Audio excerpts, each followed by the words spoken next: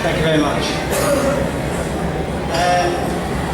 Is it me, or is it something to do with mum's nagging? The fact that there aren't any mums here. That's what they be. Good afternoon, I'm Robert Clarkson, member of the Brickish Association. The reason I'm doing this one presentation on looking after your Lego is because often we get asked, how do you look after it? What's the best way to sort it, and clean it, and store it, things like that. So that's what I'm going to do, go through. It's quite a straightforward, simplistic kind of presentation, but it's really aimed at certain individuals in the audience, right?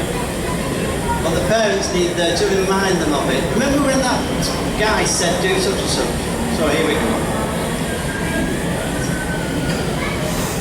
I've not presented this presentation before, so I hope it goes well, nor use this technological apparatus. That it works. So, does your Lego collection look like that? Anybody? Thank you. I'm not used to using microphones, so when I carry on talking, I'm sorry about that. Or does your Lego look like this?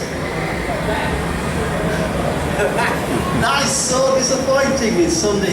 We should know better. Right. I'm going to have to move back so I can read it myself. So as your Lego collection grows, like mine did in the early 90s, it was a box. Now it's a room, as you'll see later. You get yourself overwhelmed with where it goes and where you're looking for a piece and you can't find it, things like that. So what's the best way to sort it? Well, there are a number of ways. None of them is the right way. They're all options for you to consider. You work on what's best. You could keep your Lego together in bags from the original set. So imagine you've got a Star Wars set, you want to keep it as a Star Wars set. Unfortunately, for some reason, you threw the box away. You can use a whole variety of different bags that you can seal up, keep it together, put a label in, and that's a quite straightforward way of doing it. There are some drawbacks to this, of course. Actually, one of the advantages, if you plan later on to sell your sets, or if your parents later on plan to sell the set, it's actually quite useful because you know it's together with the instructions and that. It does become very tempting if you want to make another model of your own description, a mock as they're called, a my own creation. If you want to make a mock, it's tempting to take the bits and pieces from that set, that Star Wars set, and therefore you're going to get a little bit stumped because you need to remember which set have got which parts missing and can replace them. So there are drawbacks to it. So that means, of course, every time you break up your mock, you've got to make sure your inventory is correct. So you might have your inventory, your list of your parts from the instructions, or you can view them online. There's a number of sites that can tell you that information. Quite popular for those who want to keep sets. I've got some, which I do keep that way because I never really want to make them over. I haven't got the space to make them and leave them on display, but it's a good way to just put them to the side. Keeps them clean. It's not very practical. Lord of the Rings is one of my choices, but you can do it by theme, like space and pirates, things like that. Another option is to sort by colour. This is actually a very popular method. You keep all your parts together in the same storage box of the same colour. All your yellows, all your reds, all your blues, and so on.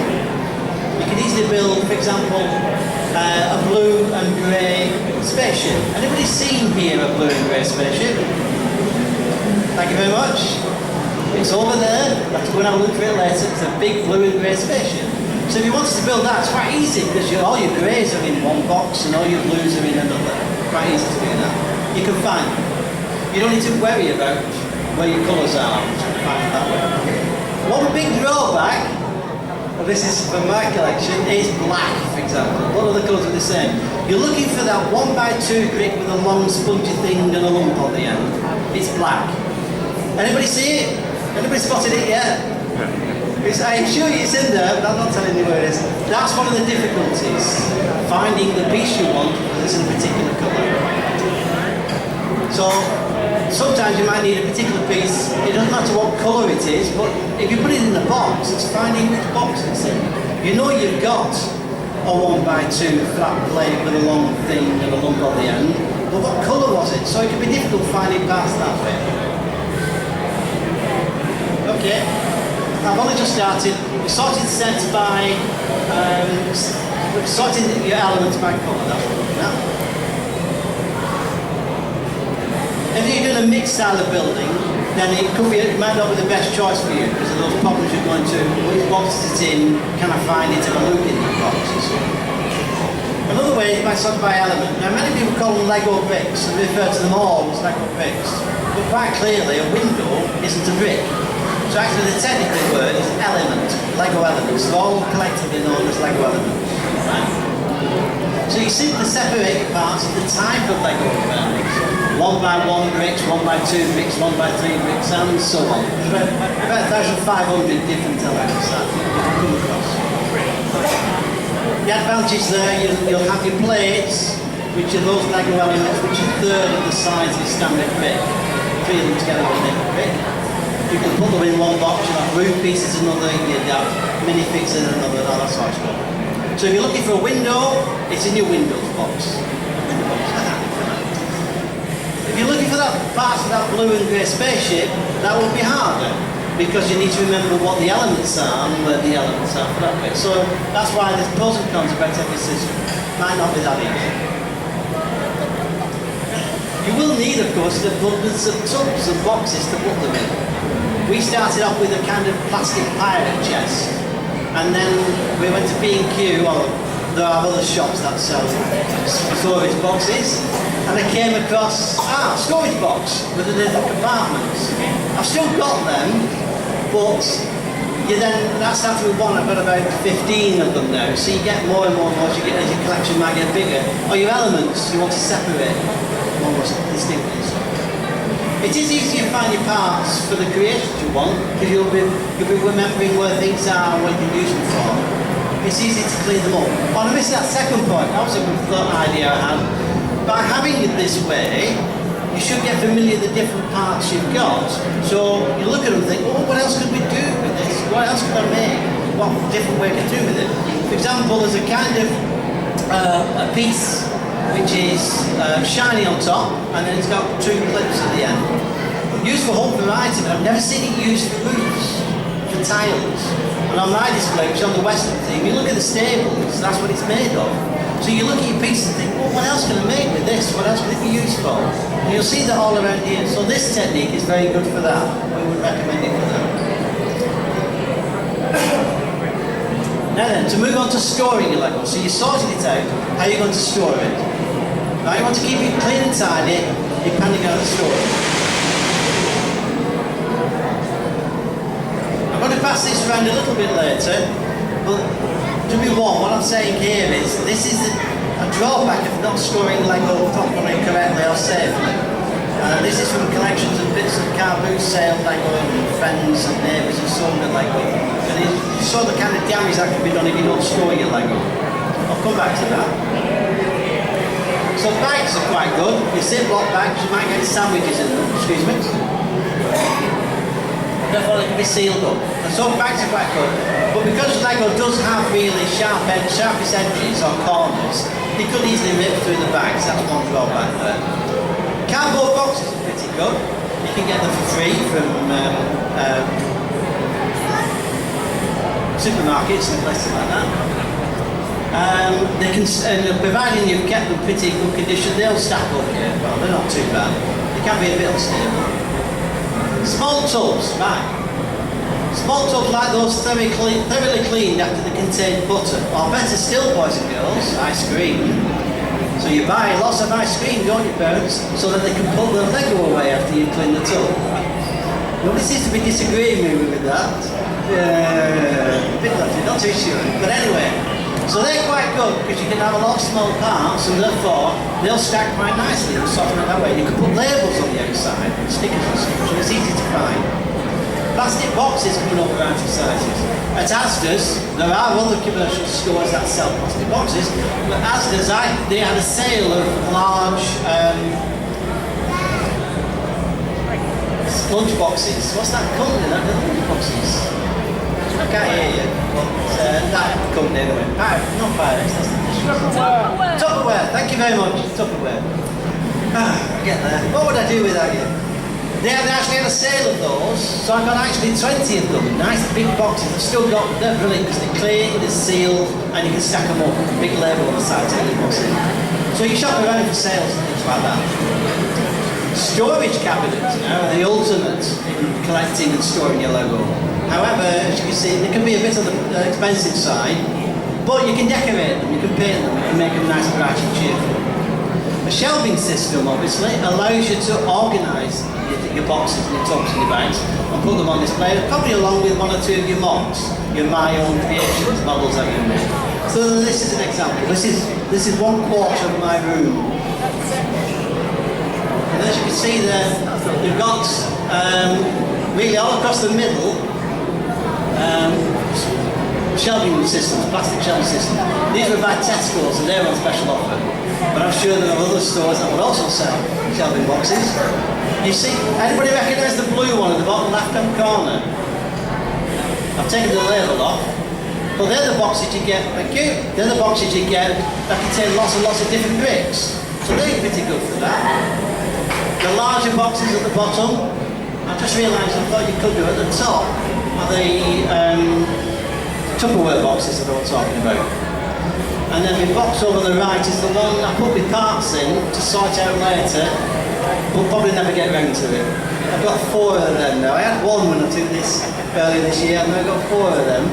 But at least you put them somewhere so they don't get on the floor and all that sort of stuff. Cleaning your Lego. Are you still with me? Yeah, good. Now then. Have you ever been to a car boot sale and picked up a large box of Lego? Well, you haven't. This is what it could be like.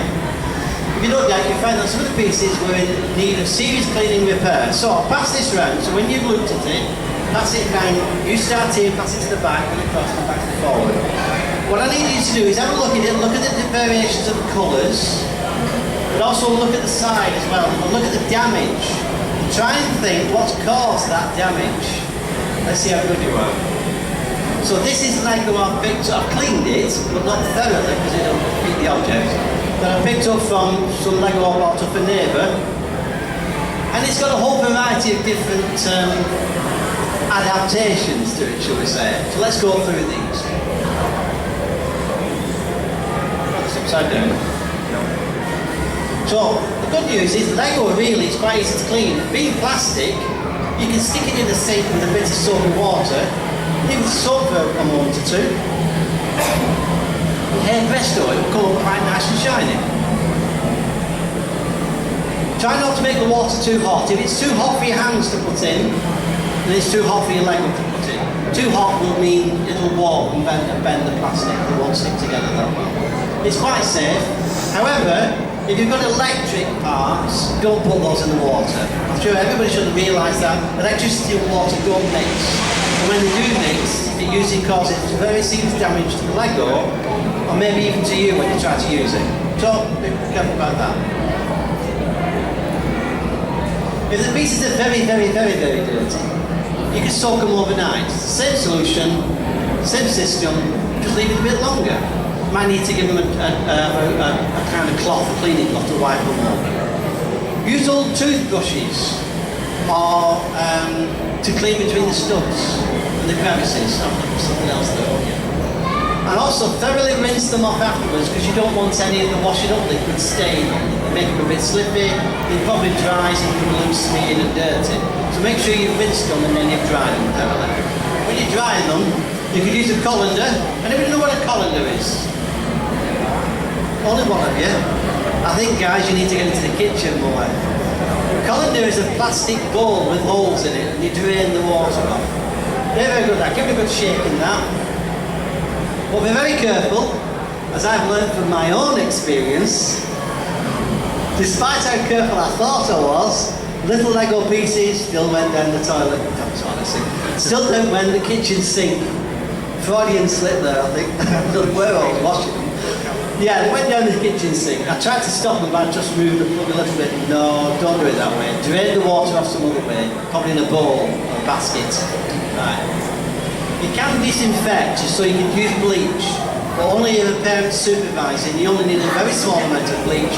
But bleach can cause skin problems and things like that. So do that under supervision, and also afterwards make sure you thoroughly rinse them before you put them back into your collection. Likewise, alcohol could be used. Again, the same problem with that. It's got to be done under supervision, thank you very much. And it can cause problems and so on. And certainly if you start using your dad's 70-year-old malt whiskey, because there's alcohol in it, you'll probably have no Lego at all. So it's possible for cleaning particular plastic with marks and old stickers on. That could be useful for that. You can't put them in a dishwasher or washing machine. Some members say they recommend you put them in a sock and then put a plastic bag at the top of the sock and seal it up. I've never done it, I've never wanted to do it, but if you put it on a low setting, gentle spin, that can be clean. But excuse me, this lady wants to go to the toilet. No, I think that's the best way when someone's been sick on your Lego. Unfortunately, you only got the sick on the Lego, didn't you? It is the best way if somebody's been unfortunately ill on your Lego. Yes, quite right, or any other bodily fluids for that matter. But yes, it's quite important to make sure it's thoroughly clean, maybe disinfected a bit as well.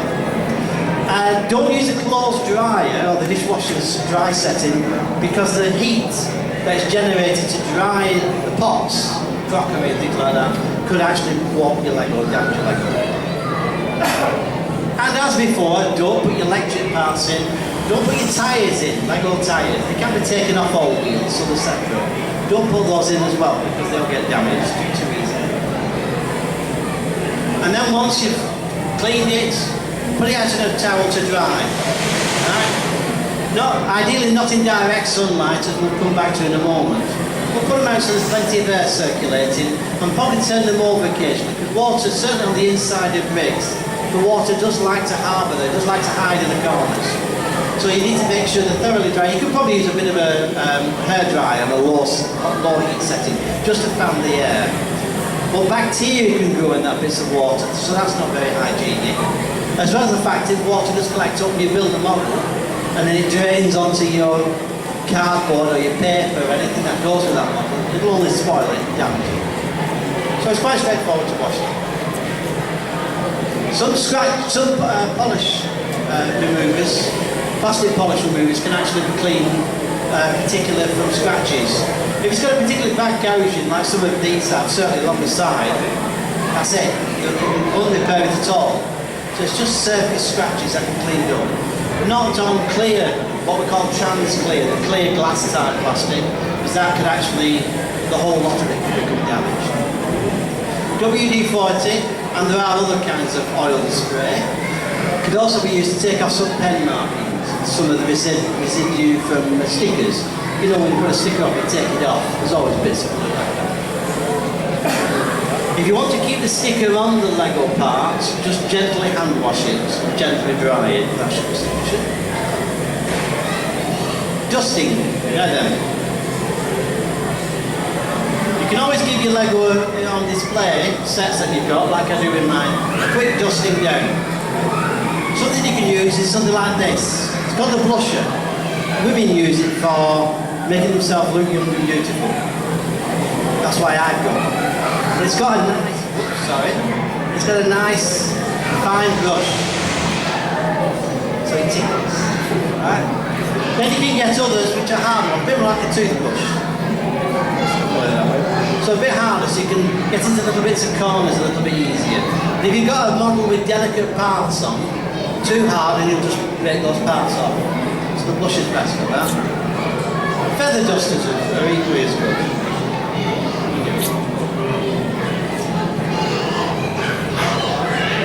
You can use compressed air as it comes in a can. I think it's a bit expensive. You just pay for powered air. So you might as well use a brush. But they can use, and the ones they might use on a laptop to clean the keyboard or computers, stuff like that. But that's an option. But again, I wouldn't recommend you do that on your own. You should be having some reason for that kind of thing.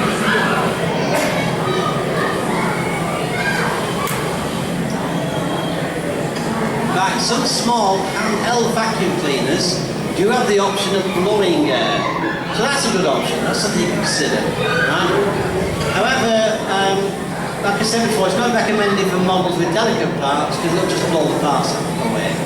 And also, of course, don't use it on soap. Don't use your vacuum cleaner on soap because you'll wonder where your Lego's gone. And it's gone inside the vacuum monster. Either that or they fall on the floor or something to walk on later. Yeah, we know that Lego comes in a variety of vibrant colours.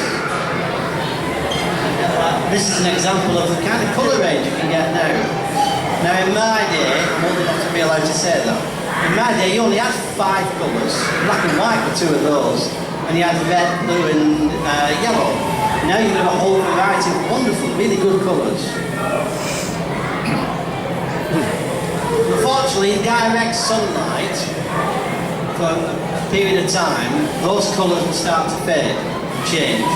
Anybody notice on the back of this block how the yellow is actually supposed to be white? In other words, they're all white bricks, but some of them have been left in the sun for so long they've turned yellow, that kind of discoloration. The lighting is not too good in here, but you can see it on some of the yellow ones have changed colour, and some of the blue ones. The blue ones go a little bit browny, dirty, muddy blue. So it ruins the pieces, unfortunately. So it's advised then not to have your Lego on direct display to the sun at all, where a window faces north. The sun never comes into the window, so that's not too bad. I know some members we've got who have large collections of Lego, they've actually got screens on the window to let the light out, block the light out completely, so that they use lights inside the room. That's quite excessive, but then again they've got rooms. It also applies, of course, to artificial light. So if you've got a lamp shining right on your Lego, right onto your models, that's so close that can cause damage as well. So there should be a few feet away, or use a softer kind of lighting. And again, parents can help you in relation to kind of softer light bulbs or something. Now there are ways to clean discoloured Lego. It takes a lot of patience and a lot of skill, and it's something that I've not been too effective with. And it also uses quite a few different chemicals that are not easy to get over. So if people want to pursue that under our supervision, there's a link there. We do our own newsletter called Brickish, and in number 27 we did this article called An Age-Old Cure for Old Age Lego. It's pretty good. I thought that. Right. This is an example of somebody working on a pirate flag. On the left you can see kind of yellow pirate flag that you can come across that's been left on a ship in the window for 2 years. And on the right hand side, the kind of colour it should be. I do emphasise it's not the same one that's been cleaned up, right? But it shows what colour it should be. It should be that way right. And then at the bottom, they've used what we call a 2x4 brick. So it's 2 studs down by 4 across, that's 2x4. And it shows you over the period of time, over a period of hours actually, how they've used the chemicals to change the colour of one side of it so you can appreciate the difference. So it can be done. Some people think it's not worth the hassle to go out and buy some more. Lego company will please let you do it that way. Now then, protecting your Lego. Hands up those who recognised the holes in the side of the Lego. Ah, you recognise them because you do this, do you? Ah, they're caused by teeth. Can't get the Lego off. Let's do it that way. Doesn't do your teeth any good. It certainly doesn't do the plastic. There's a lot of damage on both sides there. So you can get discoloration and marks and grease and whatever. But you can also get teeth marks. And once the teeth mark is there, it's going to stay there, unfortunately. There's a way around that. First of all, you can get brick separators. Now these kind of things, right? Have you got one? Yeah. Okay. You got that colour? Yeah. Oh, right. I had two, but the first one I got a little while before. Oh, right. So I put it in So she had two, she didn't quite know what it was for. I'm going to show you what it's for now, you can see me. I'll just emphasise though that I've collected all the ones I've got, and you can buy them for second hand for 80p on Bricklink, which is an internet shopping site. I'm selling them for 50p. And for the first 16, you'll also get a free Yoda Chronicles sticker. I'm desperate to get rid of these big separators. This is how they separate bricks. One brick, another brick. It won't come off. Underneath the brick separator, it will break the top of it and then take it off. Thank you. Suppose you want to take the bottom one off, on top of the big separator. We'll hold it and then not take it off. Hold it a bit. Okay, we'll do it.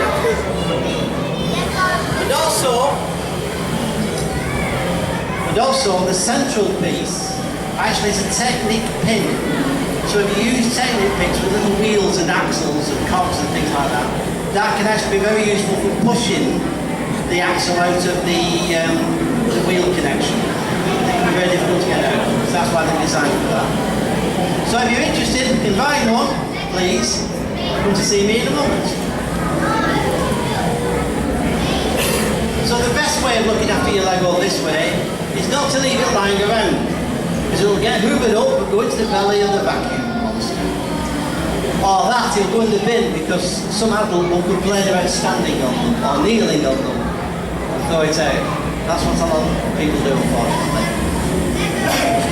If you're cleaning them, as I've said, the trans-clear ones, which are the ones that you can partly see through, right?